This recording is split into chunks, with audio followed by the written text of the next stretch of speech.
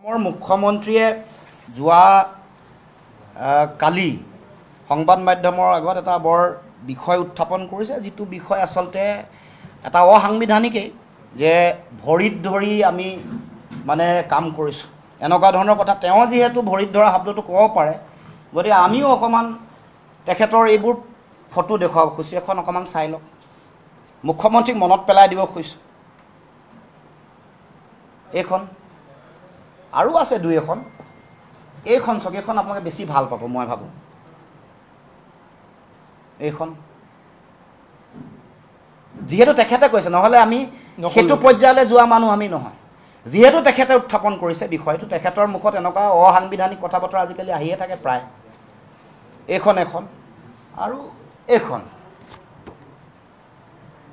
গতিকে এতিয়া প্ৰথম কথাটো হ'ল যে ভৰিত ধৰাৰ যিটো কথা, প্ৰথমে ভৰিত ধৰি পিছত সুবিধা পালে পিছফালৰ পৰা চুৰি মৰাৰ যিটো প্ৰৱণতা, সেইটো অসমৰ মুখ্যমন্ত্ৰীৰ সহজাত প্ৰৱণতা। এইটো মজ্জাগত, এইটো তেওঁৰ মানে জিনত সোমাই গৈছে।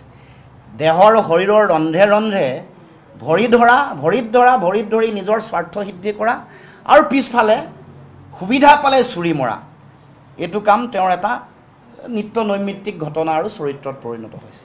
আজি তেওঁ যিটো অৱস্থাত আছে তেওঁক কৈ দিওঁ, তেওঁ এটা সময়ত কংগ্ৰেছ দলৰ নেতা ছোনিয়া গান্ধী বা ৰাহুল গান্ধী ডাঙৰীয়াক কৈছিল, কৃষ্ণৰ লগত তুলনা কৰিছিল।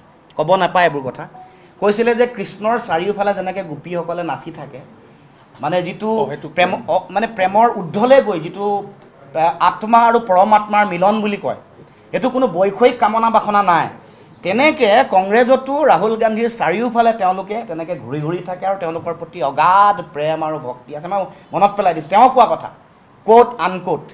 গতিকে তেনেকৈ কংগ্ৰেছৰ মানে ৰাহুল গান্ধীৰ চাৰিওফালে তেওঁলোকৰ নেতাসকলে তেনেকৈ থাকে বুলি তেওঁ কৈছিল, আৰু তেওঁ তেনেকৈ আছিল। আৰু তেনেকৈয়ে ছোনিয়া গান্ধী, ৰাহুল গান্ধী, তৰুণ গগৈ, তাৰ আগত হিতেশ্বৰ শইকীয়া, এইসকলৰ ভৰিত ধৰিয়ে আজি তেওঁ এই অৱস্থাত আহি পাইছেহি। তাৰ পাছত অমিত শ্বাহ ডাঙৰীয়া, নৰেন্দ্ৰ মোদী ডাঙৰীয়া, আনকি আমাৰ সভাপতি মনীষ ছুব্বাৰ কথাও কৈছে। মনীষ ছুব্বাৰো বহুত ভৰি ধৰিলে। তাৰপিছতে বিজেপিৰ সভাপতি সিদ্ধাৰ্থ ভট্টাচাৰ্য ডাঙৰীয়া, ৰাম মাধৱ ডাঙৰীয়া, সকলোৰে ভৰিত ধৰি আজি গৈ ইয়াত পাইছে। গতিকে মুখ্যমন্ত্ৰীক সোঁৱৰাই দিব খুজিছোঁ, আপোনাৰ এই ইতিহাস কিন্তু মনত ৰাখিব। আপুনি যোৱাকালি কৈছে মোৰ ছবিখন আপোনাৰ চাবলৈ ভাল নালাগে। মই কৈছোঁ শুনক, আপোনাৰ মোৰ ছবি চাবলৈ এনেও ভাল নালাগিব, কাৰণ আপুনি ভৰিত ধৰিয়েই গোটেই জীৱন পৰিক্ৰমা ৰাজনীতি কৰিছে। মেৰুদণ্ড পোনাই থকা মানুহৰ ছবি দেখিলে আপোনাৰ এনেও লাজো লাগে, দুখো লাগে। গতিকে আপুনি জীৱনত মেৰুদণ্ড পোনাই জীয়াই থাকিবলৈ শিকা নাই, জীয়াই থাকিব নোৱাৰে।